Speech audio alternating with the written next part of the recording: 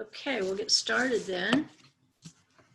And I know we're on a different night tonight, but I didn't want us to get behind on the reading, so I wanted to at least have one class on Teruma before we get into the material that I have for next week. As we move farther along, actually into the building of the Mishkan and the priesthood, which is Tetzaveh. And I found some really cool stuff on that Torah portion while I was in Israel. And hopefully I can put it all together before next Monday and Tuesday, so that it'll just be a very natural progression from this week's Teruma into Tetzaveh. And it'll be another layer of understanding, I believe, on the four horses of Revelation, which we know Revelation really is a miniature Torah. So I think that'll be fun next week. Not that we're not going to have fun tonight. We probably just won't have as much fun tonight. I got in yesterday evening, late afternoon. I can't remember what time. But it was quite a trip. And so I'll try to get my thoughts together, and I'll try to get some sleep before next week. I woke up at 3:30 this morning. I did go back to sleep. And then I woke up again at 5:30, and I was ready to go, and I've been going ever since. And I think I'm about to hit a wall now because my body doesn't know what time it is right now. But it adjusts pretty fast. If you can get some sunshine, that's usually a good way to get your body back on track. But tonight, I want to pick up on something. I listened to the recording with Rabbi Krieger from last week on Mishpatim, and she covered something very important, which is the two basic ways that you could, as a Hebrew, end up being a servant. We would say being put to forced labor. One way is obviously you could get into debt. You somehow would get into a situation where you couldn't support yourself. So you could sell your labor. You could sell that labor for up to 6 years, and then you would go out at the end of that 7th year. And the understanding in the Torah is that whoever you served, your employer for that 6 years, would actually give you the means to start over. They would give you material support so that when you went out, hopefully you wouldn't find yourself in the same position, which is destitute and looking for work, to the point where you would contract yourself out basically for 6 years. The other situation you could find yourself in is perhaps you're a thief and you've gone to court, you've been found guilty, you were unable to restore, which is why I went in the week before talking about theft. And I used as a point of reference how often we see stealing on the internet. Because it's not a store that you walk into. It looks like nobody's looking, nobody's in charge, nothing belongs to anyone. And so a lot of stealing goes on the internet. But that's just an example. So there's a couple of different assessments. One is if you have the item that you stole still in your possession, but you haven't tried to resell it, of course, you're going to pay double. But if you have resold the item, if you've already slaughtered the item, let's say if it's an animal, then the restitution is much greater.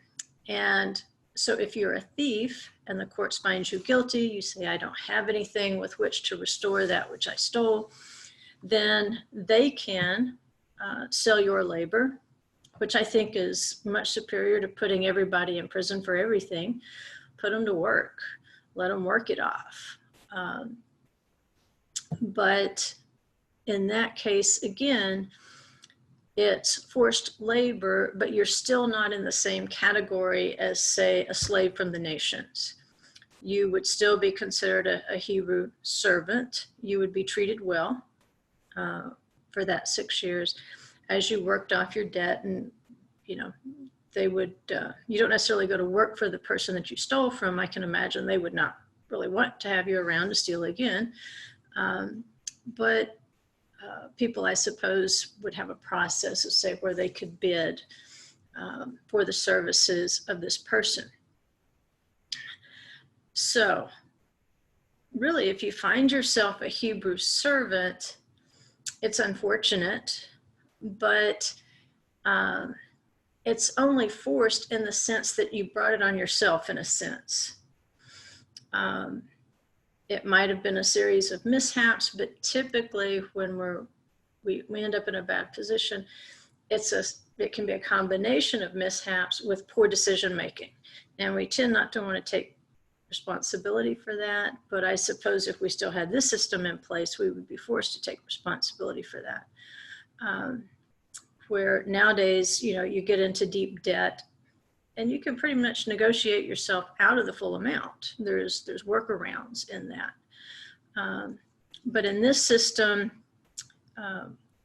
if you took from someone through stealing, or if you had a debt, if you don't pay the debt, it was kind of put on the same category as stealing. You still have to pay it back in some way. Just saying I can't pay it, that's an excuse, but how will you pay it? There's an avenue there for you to make it right. So with that in mind, as we come into this next Torah portion, it seems like a drastic change in tone and everything. All of a sudden we've gone from what's kind of like, this is kind of a drag, talking about Hebrew servants and how they have to serve this many years, and then if they get married and all the rules and regulations of Mishpatim. But then it slides right into the glory of the tabernacle, of the Mishkan.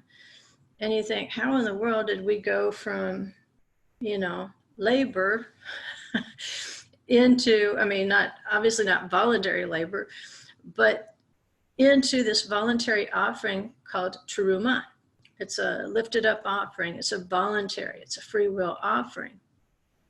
And so it would be much different than the condition of, say, the person who is stolen and now basically is being, his services are being sold by the court for up to 6 years, whatever it takes to make restitution. It's better that than an alternative probably, but nevertheless, there's a drastic difference between saying I want to contribute to the tabernacle, or I want to work on the tabernacle for Moses, and versus a court telling you must. But for the Torah, it seems like there's something seamless here. There's something that we're supposed to see in putting these two things together. And maybe it's just the fact that they are so much different in tone. Whereas one is very harsh, rules, regulations, cut and dry, black and white. But as we slide into Teruma, it's all freedom. It's all voluntary. Whatever you want to give, that's up to you. And so we would hope that we would never find ourselves in the position of the servant in Mishpatim, but there is going to be another way of looking at this, and we're going to find it in some strange parallels. So let me pull up the PowerPoint and share that with you.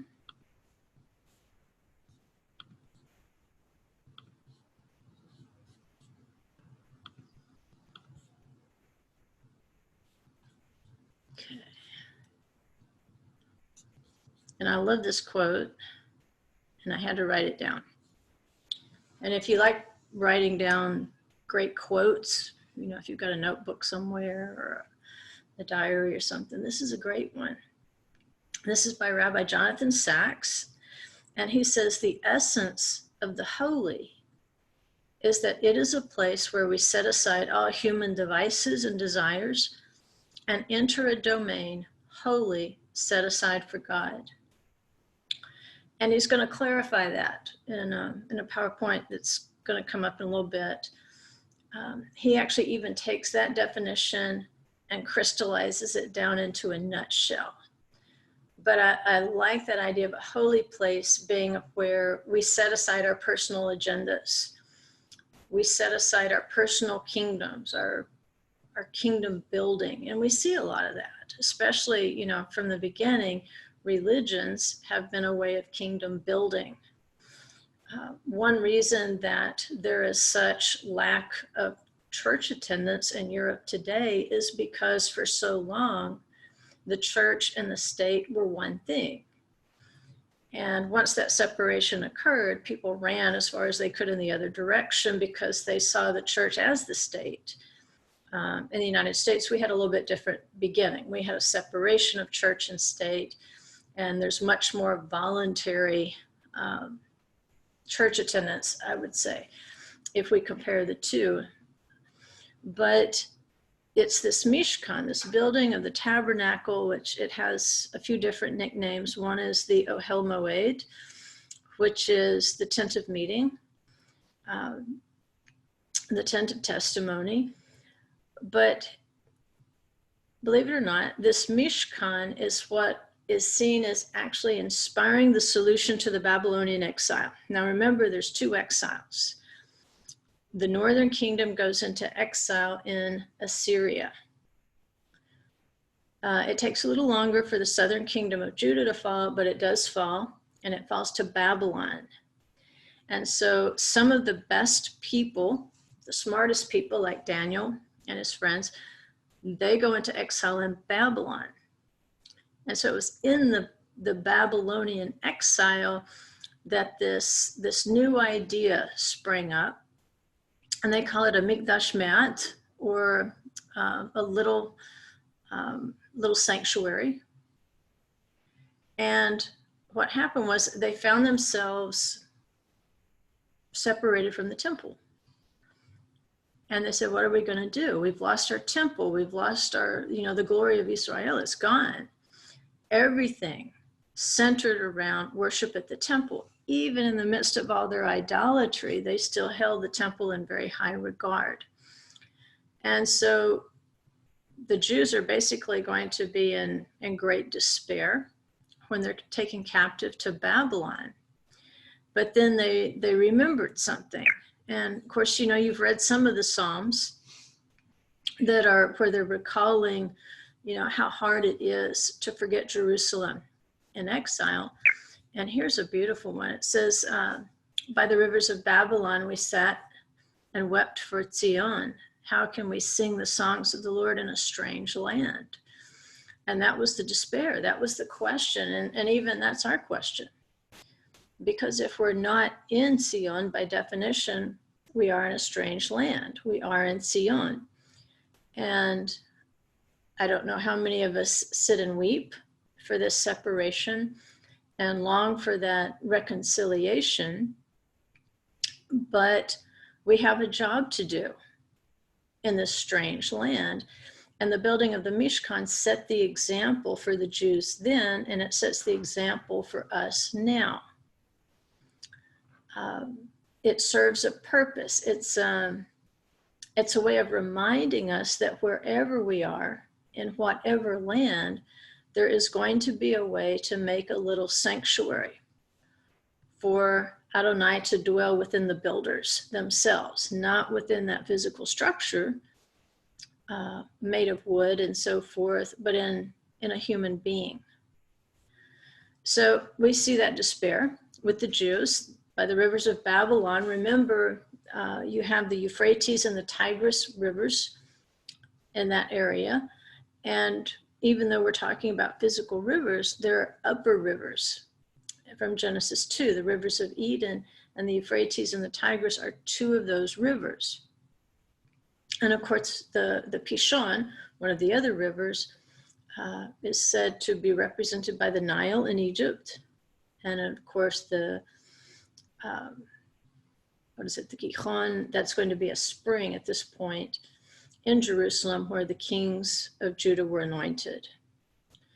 But it's in Babylon, by the rivers of Babylon, the fallen Babylon. Remember in Revelation, that's the phrase we always associate with Babylon, is fallen, fallen, is Babylon the Great. And so there's something in this exile that's going to teach us about Revelation and what Babylon might be representing to us in the book of Revelation. The most obvious thing is it's going to represent a fall from the presence of Adonai It's going to be a reminder that that person is living in a lowered spiritual condition from that which they were created to live in. So we've got two kinds of redemption here. They looked for redemption from Egypt, which is what they've experienced at this point in our Torah portion progression. And redemption from Egypt represented salvation from death. Remember, Egypt is Abaddon. It represents death. But once you're saved from death, you're not done. There's a world of wilderness in between salvation from death and actually being elevated back to a state of holiness. And so redemption from Babylon represents another aspect. And what they're going to need to have restored from this exile in Babylon is the restoration of the holy. And remember Rabbi Sachs' definition of it, where we're living holy according, holy as in W-H-O-L-L-Y, not H-O-L-Y, holy according to Adonai's will, holy according to his commandments, in obedience. And so as they're sitting in this exile, they don't necessarily see themselves as in the same condition as they were in the exile in Egypt, where they needed salvation from the grip of hell or Sheol, whatever you want to call it. In Babylon, they see themselves in the grip of uncleanness. They've been separated from their holy place and from their holy space. And so in this time of uncleanness, they look back to their history and they say, what can we do? And this is where we would call probably the proto-synagogue, the Beit HaKnesset in Hebrew. This would have been where those proto-synagogues would have sprung up, probably originally as houses of study. But see, we don't read about synagogues typically in the Tanakh, but by the time of the writing of the Gospels, we know that there are at least some, not in as many numbers as it continued to grow, but some synagogues had been established. And we can imagine probably adjacent to, if I remember my history class correctly, adjacent to houses of study. And that was one of the great things of the first century, and one of the great gifts of the Pharisees is that they established houses of study for the children to learn Hebrew so that they could read the Bible in order to keep it. And so this exile in Babylon is where you're going to get the first, those first attempts at establishing houses of prayer and study, even in exile, that would help them reclaim the holiness, even in being separated from the temple itself. And the Mishkan was the prototype. They looked back to their wandering in the wilderness between Egypt and Israel, between death and that restored, elevated spiritual life. And it was a kind of a spiritual limbo. When you're in the wilderness, it can be a kind of a limbo. If you'll remember in Revelation, it talks about how the woman was given the wings of a great eagle, and she was carried to the wilderness where she was nourished for a time and times and half a time from the presence of the serpent. And of course, this is recalling the wilderness journey, whereas if the woman was faithful, if she was obedient, she kept herself in holiness, then the serpent could not strike. The scorpion could not strike. But if she was disobedient, obviously, it wasn't the presence of Adonai made manifest, it was the presence of the serpent.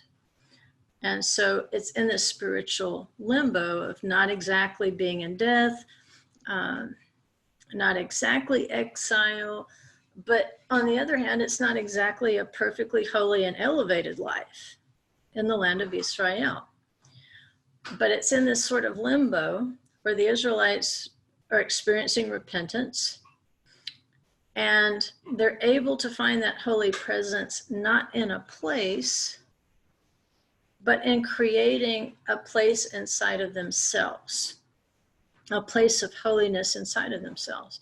And Exodus 25:8 states that's the goal, even of building the Mishkan in the wilderness, and why it made such a great prototype for how to deal with the exile. He said, they shall make a sanctuary for me, and I will dwell in them, betokham. And so he's saying, I want to dwell in the builders. It's not necessarily the sanctuary I want to live in, because there is no building that can contain him. He says, in this act of building together as brothers, that is what will draw down my presence, where I can dwell in them, those who build my sanctuary voluntarily, freely. And so again, we're going to refer to Rabbi Sachs in this lesson, and he wrote, the divine presence lives not in a building, but in its builders, not in a physical place, but in the human heart. And then this is where he condenses that definition of holiness into that little nugget. He says, the holy is where God's will rules, not ours. And that's easy to remember. I read this not long after I got to Israel one night, and this definition's been on my mind ever since, that no matter where we go, we can be this little sanctuary where God's will rules, not ours. And to the degree that his will is ruling in our lives, that is the degree of holiness we can say we're experiencing. To the degree that our own will rules, that's the degree to which we can say probably holiness is not present, or minimally present. But as we learn to match our will to his will, in other words, we start to want the things he wants, to regard the things he regards, to dismiss the things he dismisses, to abhor the things he abhors. That's where we're aligning our will with his. And then if our will is his will, then we are truly creating voluntarily a holy place, a free contribution of our will. And it comes together and it creates this holy sanctuary. And so by looking back at the Mishkan as their example, what they said is, even though we're removed from the temple, we're removed from the special worship offerings, from all the prescriptions and methods of bringing those offerings, it's still possible to maintain personal and corporate holiness. Now, to most Christians, this is not news. Their whole identity basically is based on this. But we have to look back at where it started. Where was the origin of this idea that I can be a little sanctuary? Like Paul wrote, don't you know that you're the temple of the Holy Spirit? And so you don't treat even the physical temple just any old way because of what you're cultivating inside of it. It's still possible for us to build him a sanctuary, that he can dwell with us. It's still possible for us to bring voluntary gifts. And it was the silver that people brought that made the sockets for the Mishkan, for the Acacia boards to set in. And that's going to be important toward the end of the lesson. Why was it that this voluntary offering was used to set the boards in? That's the question we're going to chase after. And they were only required to bring a half shekel for the national offerings, for the normal running of the Mishkan. So that's not onerous. Out in the wilderness, you don't necessarily have the principle of tithing out in the wilderness. You have the principle, you have the pattern, but there is a voluntary aspect to this. And so you could bring as much silver as you wanted to bring. If you wanted to give more than a half shekel for the national offerings, you could give more. but it was a very minimal requirement. But sometimes when we ask little of others, that's when their hearts really, swell with generosity. And this is the case in the wilderness. Now it says in Numbers 7:1, now on the day that Moses had finished setting up the tabernacle, he anointed it and consecrated it with all its furnishings and the altar and all its utensils. He anointed them and consecrated them also. Okay, so this would have been after the construction was complete. We'll read about it in the book of Numbers.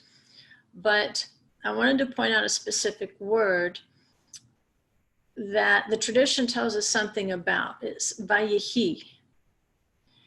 And vayehi is translated several different ways into English.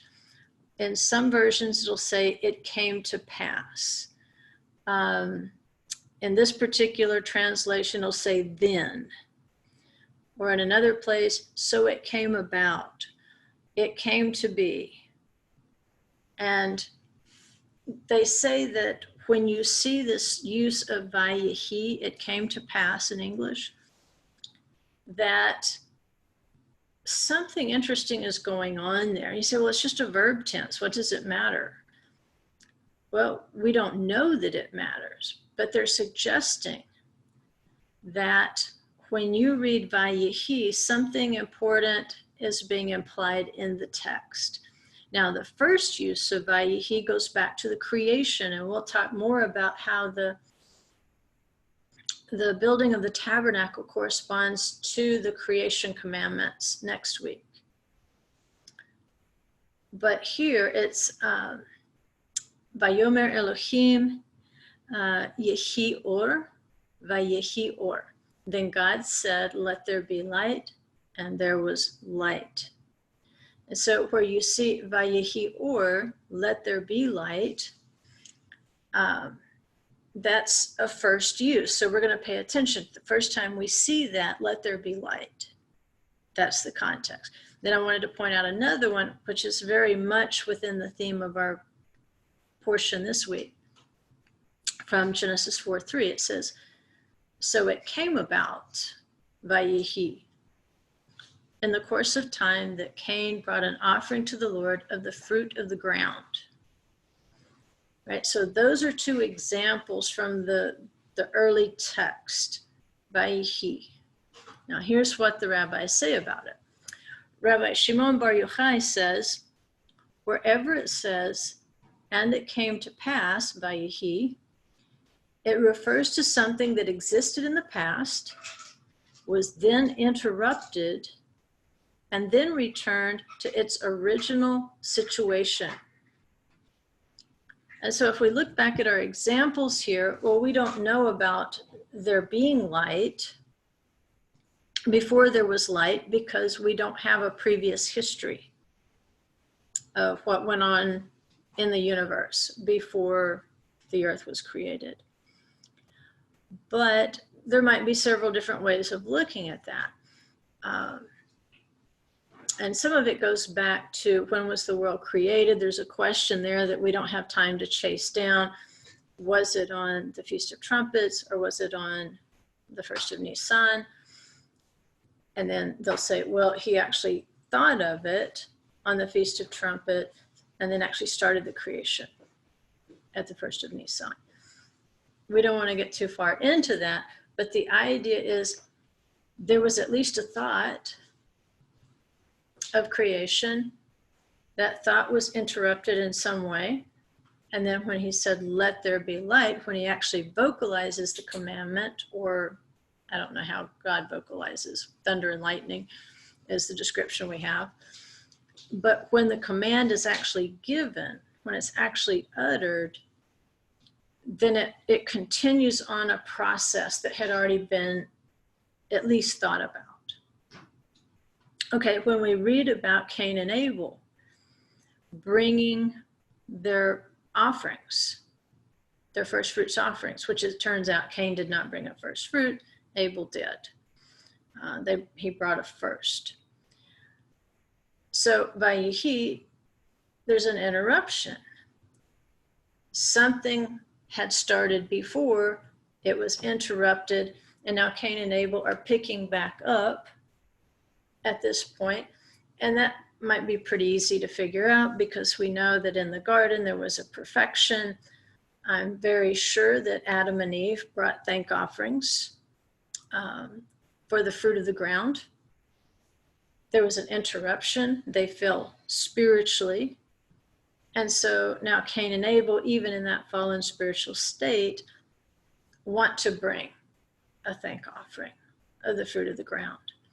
And so it's kind of a resumption of something that had already started.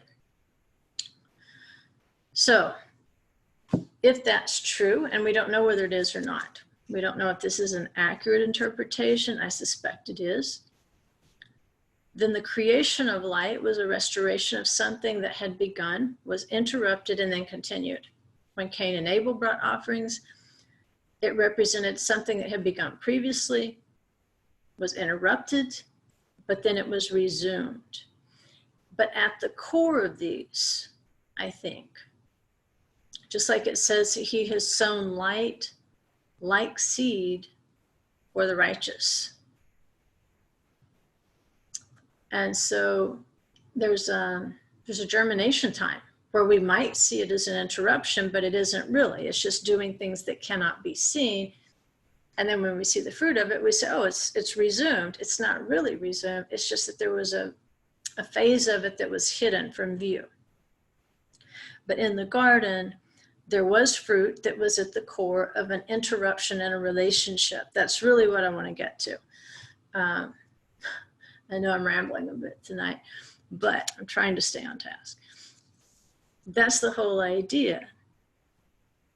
There was an interruption in the relationship, and ultimately the plan is going to be to restore the relationship that was interrupted. And then two brothers come to represent Vayehi, how we resume this. Now, obviously they didn't do a great job because one ended up getting killed over the offering, ultimately. But the Mishkan itself, this Vayehi, that somehow a tabernacle was begun, there was an interruption. And then when Moses completes the tabernacle, or directs the completion of the tabernacle, then it is seen as a resumption of that which is interrupted. And so we can again go back to the creation garden and its rivers and see how it could have been a resumption of that existence, of that relationship in the garden. And it says in the Song of Songs, I have come into my garden, my sister, my bride. I have gathered my myrrh along with my balsam. I have eaten my honeycomb and my honey. I have drunk my wine and my milk. Eat, friends, drink and imbibe deeply, O lovers. And those of you who know, during Pesach, we read the Song of Songs because it's a parable of the relationship between Israel and the Holy One. And so this garden represents the restoration of the relationship that was interrupted. So she's being called the bride now. It mentions products in this garden that tradition associates with the rivers of Eden. Traditionally, they're filled with milk, honey, balsam, and wine. And so these are mentioned. What is this doing? It's basically giving you a prophecy of restoration to the garden. And so this Mishkan is seen as that restoration, a way of rebuilding the relationship that was interrupted. So, King Shlomo, okay, we've got the Mishkan in the wilderness, but then as we get into the book of Kings, we realize that later a permanent temple was built. And King Shlomo was the one, or King Solomon, was the one who actually built it. Even though David accumulated a lot of the wealth, he accumulated, he put together, I guess, what we would call the architectural design that was given through him through divine inspiration. He passes it on to his son Shlomo. And in general, we see him as the most successful Israelite king because he brought economic prosperity and peace to the whole kingdom of Israel. David restored the kingdom of the tribes, the southern and the northern tribes. And then he passes along this peace to King Shlomo, who not only maintains it, he enlarges it and makes it very economically prosperous, which may have been the reason they were destined, I don't like that word, but I can't think of a better one right now. It may have been the reason they ended up in Babylon. Because again, it was the economic prosperity that was their downfall. And so Babylon, remember, is the corruption of holiness. How is holiness corrupted? Generally through prosperity.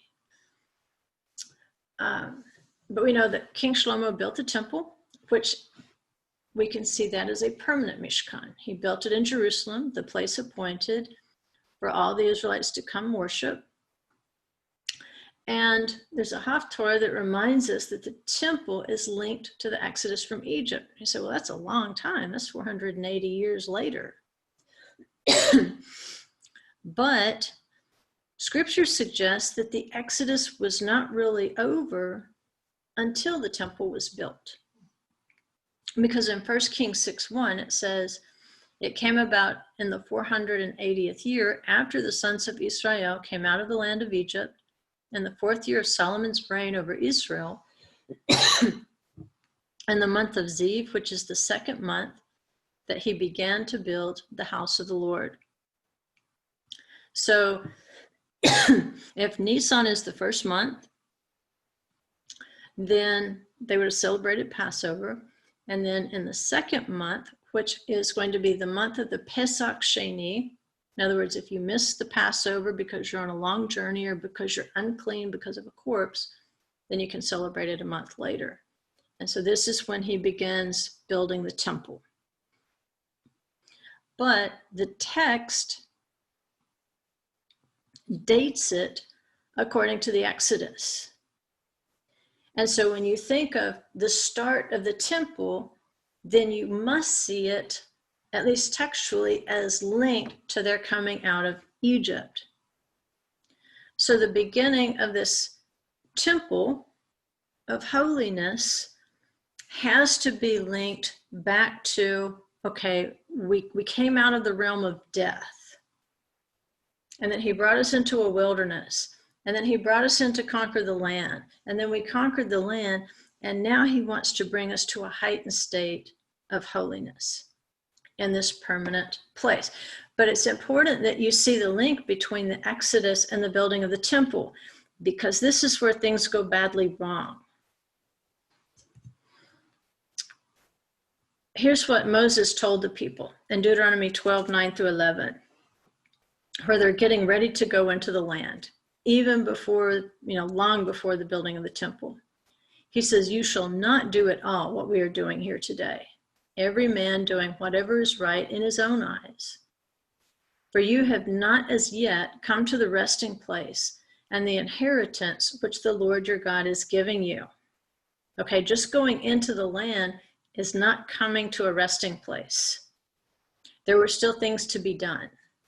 He says, when you cross the Jordan and live in the land which the Lord your God is giving you to inherit, and he gives you rest from all your enemies around you so that you live in security, then it shall come about that the place in which the Lord your God will choose for his name to dwell, and then it goes on and talks about or prophesies that there will be a temple.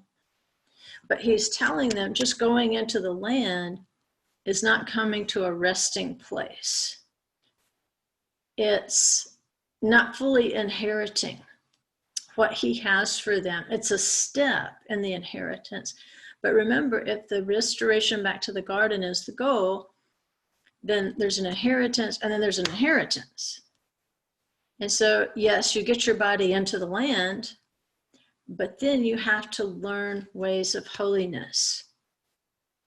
And the sign is going to be when he gives you rest from your enemies so that you live in security. And this is what King Shlomo offered: rest from enemies and living in security. But even though this sounds like a glorious beginning or ending, depending on whether you're looking at it as the end of the Exodus or the beginning of the temple, there's a kind of a sinister side to this that we overlook. And again, I've got to give credit to Rabbi Sachs for this, because he brought out some points I hadn't even thought about. And here's the text we're going to work with, because we're going to compare it with the Exodus from Egypt. In 1 Kings 5:13, it says, now King Solomon levied forced laborers. Okay, a warning bell should have just gone off in your head, because we just got done with Mishpatim, and we know the conditions under which you would be forced into labor as a Hebrew.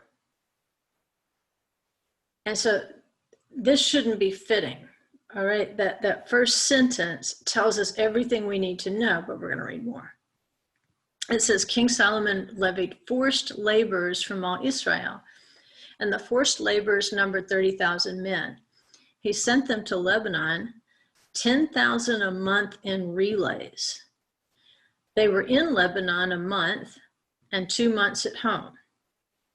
And Adoniram was over the forced laborers. Now Solomon had 70,000 transporters and 80,000 hewers of stone in the mountains. Besides, Solomon's 3,300 chief deputies who were over the project and who ruled over the people who were doing the work. Then the king commanded, and they quarried great stones, costly stones, to lay the foundation of the house with cut stones. So our warning bells went off. We know that if Solomon is forcing the Israelite men to labor, basically they are giving him 1 month out of 3. Okay, now I'm not saying that we aren't taxed nearly to that extent right now. It feels like very much like we are, but remember, this would have been over and above their basically mandated tithes and offerings, especially if they were farmers. And so they're going to have to bring in first fruits. They're going to have to bring in their tithes, and of course the other votive offerings. And then on top of this, after you've already paid everything to the temple or to the holy service, on top of this, you're supposed to donate 1 month of labor out of every 3. That's a lot. And he doesn't say it's optional. It says he forced them to. So the Haftarah is telling us, here's a violation. If we go back to what we know, remember when we were looking at the tzila, the crazy bugs from Revelation, and then looking at them in the context of the Torah, we read time after time after time how the scorpion was a symbol of discipline against rebellion. And that's how Rehoboam basically was able to accomplish a coup d'etat. Once King Shlomo died, and Jeroboam, his son, I'm getting this backward. When Jeroboam, all right, he's going to be the one who creates the alternate altars up in the north. They come and they speak to Rehoboam, the one who's going to take the throne after King Shlomo. And you wouldn't think that after such a glorious kingdom, such as King Shlomo had, that immediately in the next generation, the kingdom could divide over this. But we see what set the foundation right here. It may have been glorious, but it wasn't glorious for the stonecutters and the transporters. It was a heavy load for them. And so 1 Kings 12:1 says, then Rehoboam went to Shechem, for all Israel had come to Shechem to make him king. Now, when Jeroboam, the son of Nebat, heard of it, he was living in Egypt, for he was yet in Egypt, where he had fled from the presence of King Shlomo.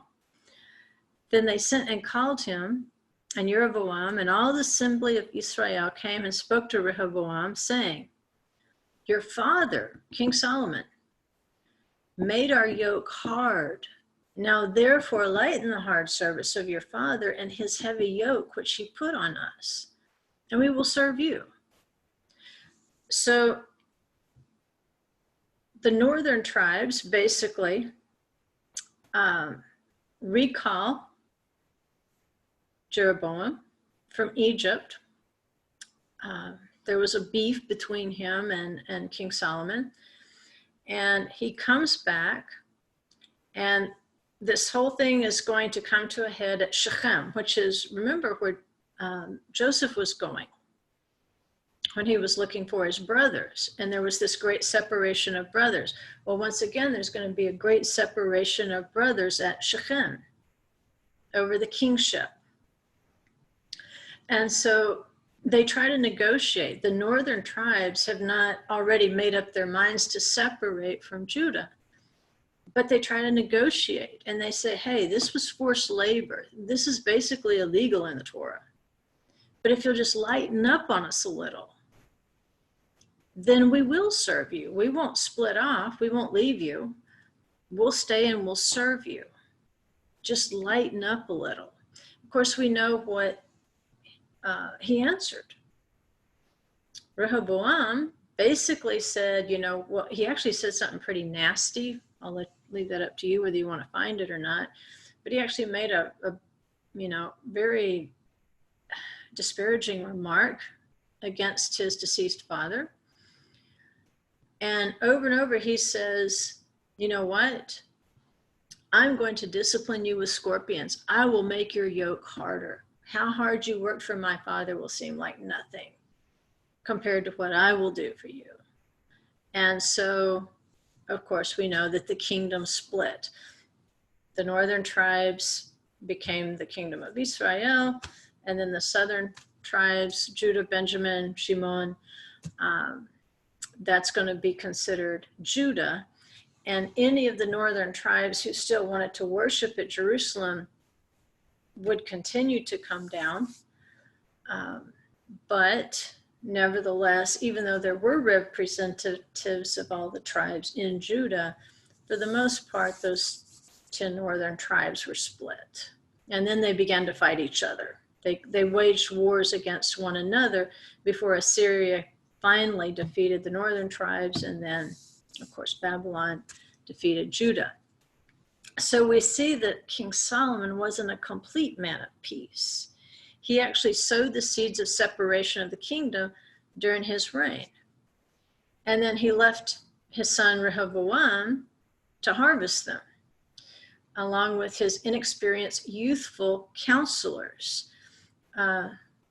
It's a great thing when young people want to serve, especially in ministry, but they don't always have the wisdom and counsel that goes with experience. And instead of listening to the older buddy-duddies, Rehoboam chooses to listen to the youngsters.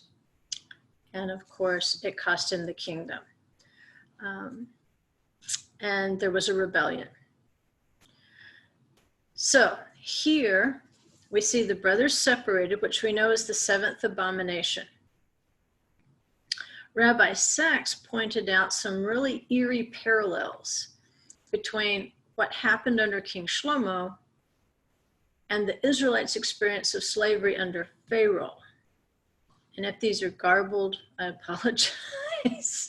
There's no telling what I wrote here. In my mind, it was perfectly clear, but I don't know that it's clear between my head and my fingertips today. But we're going to compare the Exodus, because remember, the building of the temple is actually the completion of the Exodus. So we're going to compare the Exodus, Pharaoh in Egypt, to Solomon and see if there's any parallels. First of all, we know that Solomon's pretty famous for taking an Egyptian wife, which is a big no-no. Just can't do that. And he did it anyway. But we know that in Egypt, the Egyptians compelled the sons of Israel to labor rigorously. That's Exodus 1:14. And I put in there the Hebrew text there so that you could see the root of it. Besiblotam, if you hear that, is the next point. And that's when Moses had grown up, that he went out to his brethren and looked on their hard labors. Okay, his brothers, I think, are the important association there, because remember, you cannot treat a Hebrew brother the way that you treat the nations, right? Remember, the Hebrew servant gets much better treatment than, say, a Canaanite. But it says he went out and he looked on their hard labors, all right? Besiblatam. Then it says, in the third point, say to the Israelites, I am the Lord, and I will bring you out from under the yoke of the Egyptians. That's Exodus 6:6. And the previous one was from Exodus 2:11. So we've got three scriptures there that reference the hard labor of Israel. So on the one side, where the Egyptians compel the sons of Israel to labor rigorously, Solomon does the exact same thing. And that's why the northern tribes say, lighten the hard service of your father. On the other side, Moses goes out to his brothers and he looks on their hard labors, besiblatam. Well, if we look again over at 1 Kings 5:15, we see the same root word there, where it says Solomon had 70,000 transporters. That's nosei saval. So you can see saval, the same root word, transporters. People who are carrying heavy burdens. On the one side, he says, I, the Lord, am going to take you out from under the yoke of the Egyptians. The northern tribes go to Rehoboam and say, your father made our yoke hard. Now therefore lighten the hard service of your father and his heavy yoke, which he put on us, and we will serve you. So it looks as though Solomon is doing something very similar to what Pharaoh did. Maybe not to the same level of rigor, but it was still hard service. It was still hard carrying against his own brothers. And it was still a yoke. It was still a heavy yoke. So we have 3 points of similarity there between the experience of the Hebrews in Egypt and their experience with their brother, King Solomon. Kind of strange that maybe he wouldn't have seen these parallels with such a wise and understanding heart as he had. Couple more points of reference. And this, we're going to go to Leviticus 25, 42 through 43, or verse 46, or verse 53. And again, it's giving more details about how you treat a servant, even though it says slave.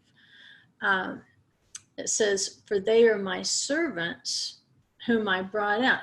In other words, it's talking about your brother. Remember, Moses went out, he saw his brothers in slavery.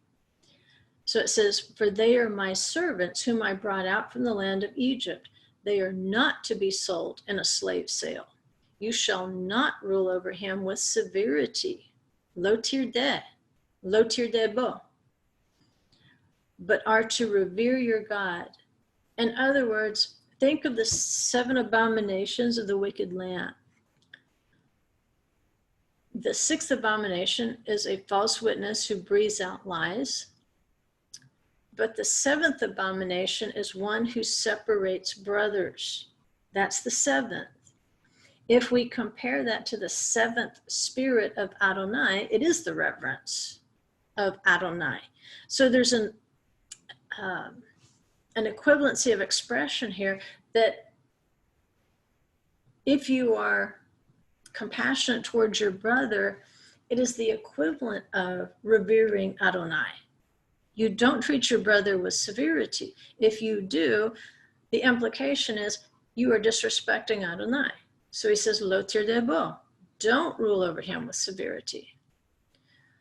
And so over at 1 Kings 5:16, we see where it talks about Solomon's 3,300 chief deputies. You can see the same verb and noun, different constructs, but you can see the similarities. So that's why I put the Hebrew words up there for you. But those chief deputies, Harodim, Ba'am, all right? And so basically they were severe over the people. And they ruled over the people who were doing the work. And so what Leviticus tells us not to do with a Hebrew brother is exactly what Solomon appointed the chief deputies to do, to build the temple. And you can see already the difference between how the Mishkan was constructed and how the temple was constructed. Exodus 1:11 says they appointed taskmasters over them to afflict them with hard labor. They built for Paro storage cities. Those are Miskanot, Pitom, and Ramses. Well, it's the same language that's used in 1 Kings 9:19 that Solomon built. It says, and all the storage cities, Miskanot, which Solomon had, even the cities for his chariots and the cities for his horsemen, and all that it pleased Solomon to build in Jerusalem, in Lebanon, and in all the land under his rule. Well, that's exactly what the kings were told not to do. Don't go back to Egypt for chariots and horses, all right? Because that's what Pharaoh had. And it was his intent to destroy the Hebrews with his chariots and horses. And so what does Solomon do? Not only does he go get an Egyptian wife, he uses forced labor to build his storage cities, and he accumulates the chariots and the horses that he was told not to. Again, being very Pharaoh-like. So what we know is that when you use force, it eventually leads to rebellion. The difference between the way the temple was built and the way that the Mishkan was built is that the Mishkan was built according to how people's hearts moved them. That's how they built their central place of worship. And so in the building of the temple, which the text tells us ends the Exodus, this is going to be the one event that should be marked by freedom and voluntary service, not forced labor. It's done exact opposite of the way it should have been done if we really want to mark the end of the Exodus. If the Mishkan is the prototype for a central place of worship, then freedom should have been what was discussed, not forced labor, not a heavy yoke. And even though the Mishkan didn't have all the grandeur of the temple that was built through the forced labor, it's referred to as, in one text, as small, fragile, and portable compared to the temple. But even something that is small, fragile, and portable can be a much holier place when it's a dwelling built by free will, by that willing, free human heart, by the heart that wants to obey and wants to give even more than what is required. Than the little bit that is required, that human heart wants to do much more.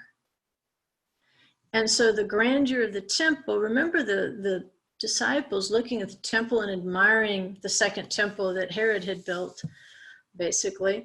And and how wonderful the stones were. And Yeshua said, there's not going to be a stone left on top of the other.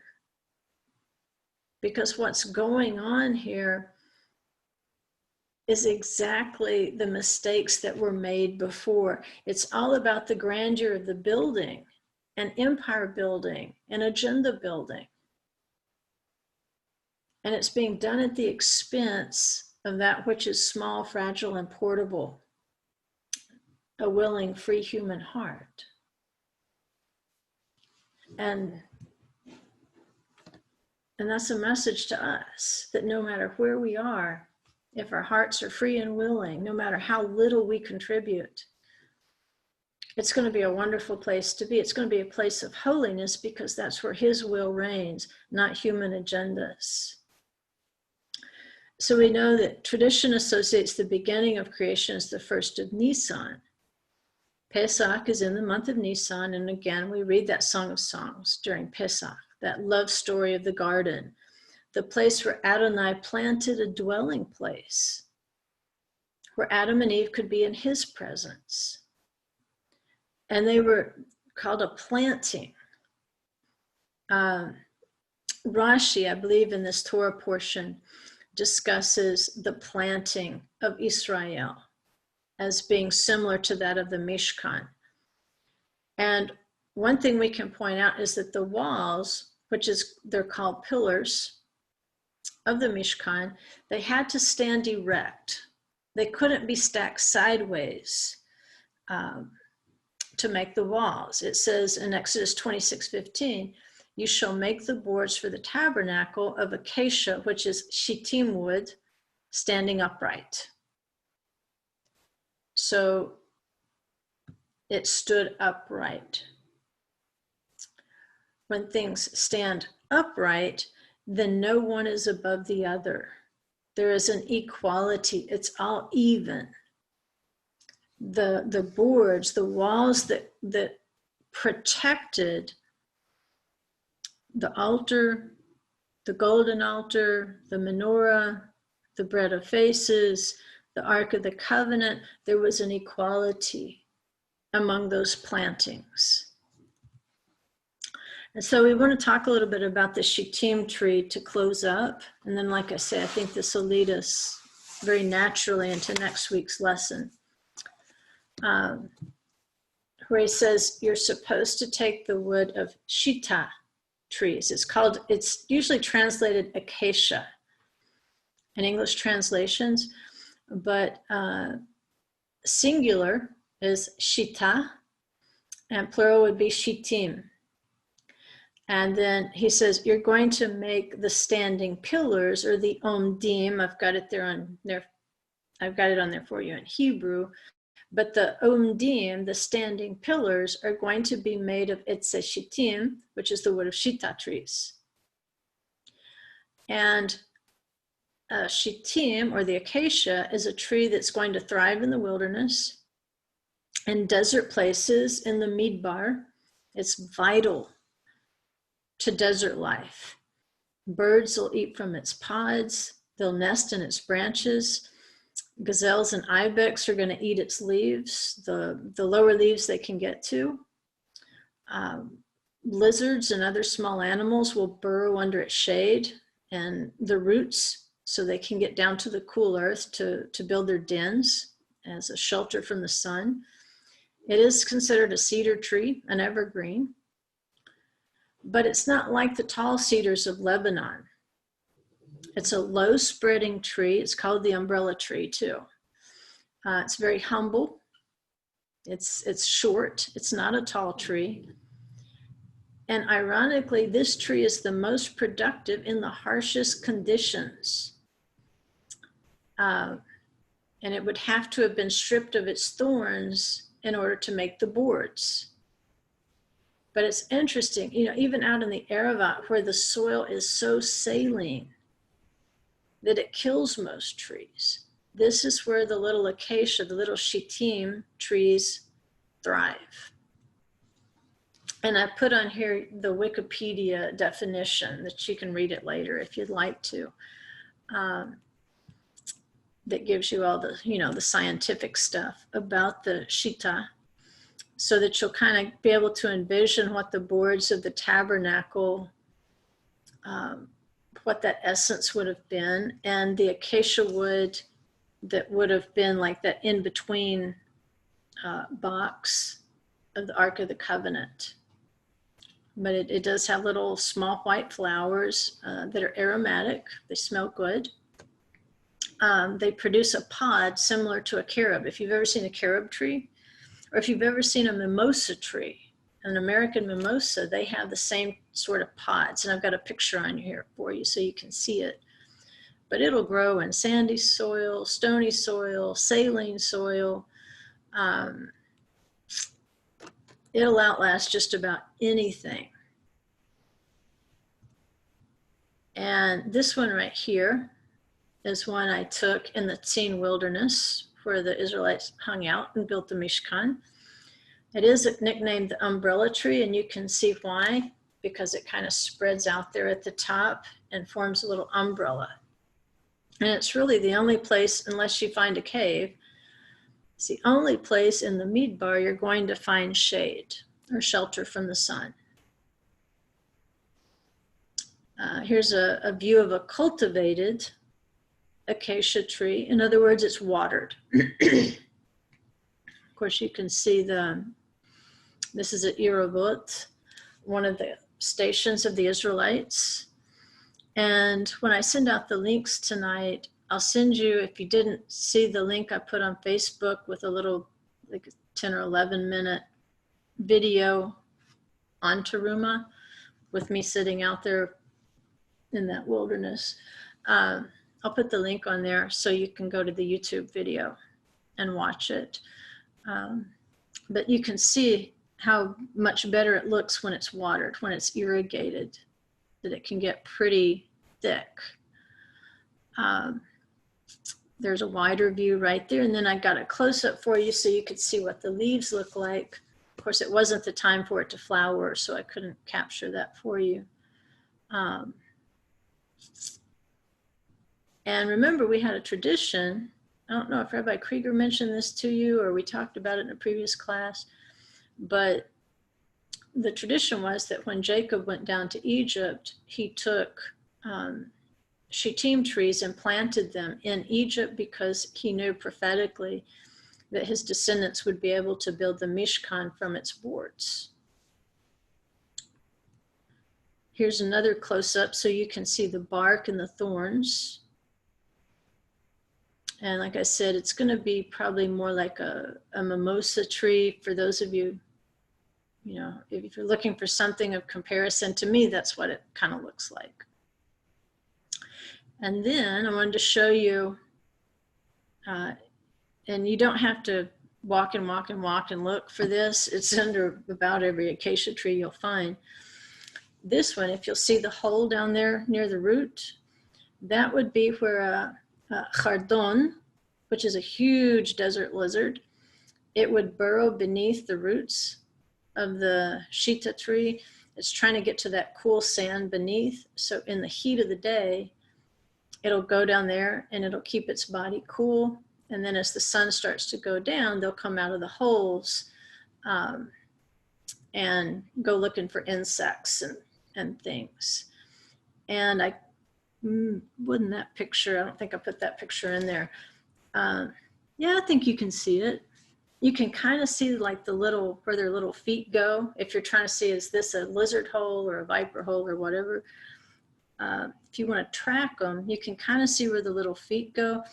But if you look for that third drag mark between the two footprints, then that's where their tail drags. And so if you can see the tail drag between the footprints, you'll know you've got a lizard instead of something you probably wouldn't want to run into. There's just a little bit of desert lore for you. This is a bird that depends upon the shittim trees in the desert. This is an Arabian babbler, but I love its habits. One thing we know about the babbler is of course, they'll nest in flocks in the shittim trees, but the leader of the flock does not threaten. He doesn't dominate by force. He'll stand guard on a high branch and expose himself to danger. And danger would be raptors, like eagles, hawks. There's different types of hawks that would prey on these smaller birds. So he'll sit up on a high branch and expose himself to danger while the others are feeding or drinking or whatever. And if he sees danger, he'll start shrieking really loud so that they can get into the tree and be safe. And he'll actually feed other members of the flock. And the whole community will feed the offspring of the dominant pair. They will clean one another, they'll nestle with one another in groups, and they're very self-sacrificing. If a viper starts to come close to the nesting areas, they will surround the vipers and attack them, even if it kills them. They'll try to protect their community. Man, there's a lesson we could learn from the birds. And this picture, this is just one of my favorites, but I wanted you to, that's Joan Pennington, by the way.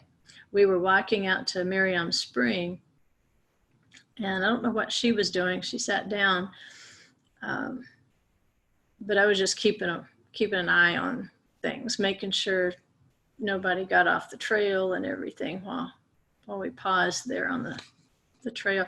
But you can see the pods. That was the point. You can see the green pods of the shittim tree. And this would have been at Passover. This would have been the third day of Passover that this picture was taken. So you can see the green pods at that particular time. And again, birds, hares, gazelles, rock hyrax, the rodents, the ibex, they'll all feed on this acacia tree. It's just vital to the midbar, to the ecosystem. And so to finish up, we have a passage from Isaiah 41:17 through 20. It says, "The afflicted and needy are seeking water, but there is none, and their tongue is parched with thirst. I, the Lord, will answer them myself. As the God of Israel, I will not forsake them. I will open rivers on the bare heights and springs in the midst of the valleys. I will make the wilderness a pool of water and the dry land fountains of water. I will put the cedar in the wilderness, the acacia and the myrtle and the olive tree. I will place the juniper in the desert, together with the box tree and the cypress, that they may see and recognize and consider and gain insight as well, that the hand of the Lord has done this, and the Holy One of Israel has created it."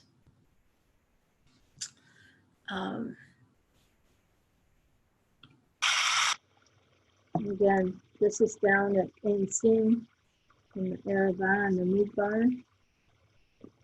And he puts things like this down there. He says that they may see and recognize and consider and gain insight as well, that the hand of the Lord has done this, and the Holy One of Israel has created it. So we know King Shlomo prayed in 1 Kings 3:9, "Give your servant an understanding heart to judge your people, to discern between good and evil. For who is able to judge this great people of yours?" And it sounds like he started out with a good heart. He asked for a good thing, to be understanding. But that's the problem. We can understand and understand and understand and judge and judge and judge and judge and still oppress people, still take advantage of people, still put a heavy yoke on people. And eventually, if we don't grow in the reverence of Adonai as well as understanding and judgment, then we might actually start separating brothers. We can sow those seeds that separate brothers. Just because we have information and just because we think we have counsel, because we understand his word, that's not restoring anything. We can get stuck on an information highway. King Shlomo built an information highway on trade. I've stood on it. I've walked in his fortress where he guarded the spice route and collected taxes. And it was covered in sand for hundreds of years. His peace was only a temporary peace. Just understanding, just discerning between good and evil doesn't always lead to a transformation if we don't continue on that path and understand that information can actually lead us to be an oppressor with that information. So if the information we're gaining in the Torah is not leading to our transformation, then it's probable that it's only going to be a temporary thing, because it's just a way of enriching ourselves, of being seen as being grand and wise and understanding. But who cares how we're seen if we are not that little, humble, simple, fragile shita tree that guards the tabernacle, that guards the testimony inside the ark. We have to learn to be fragile and small and humble. We have to learn to gather, to be another board.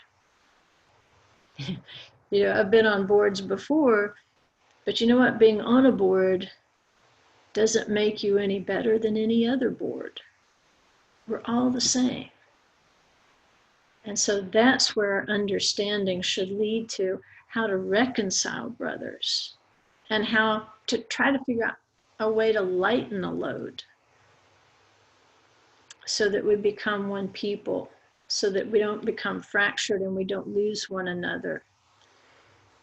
And then actually have to work so much harder at maintaining holiness in exile. But we have that inspiration. We have the inspiration of the Mishkan.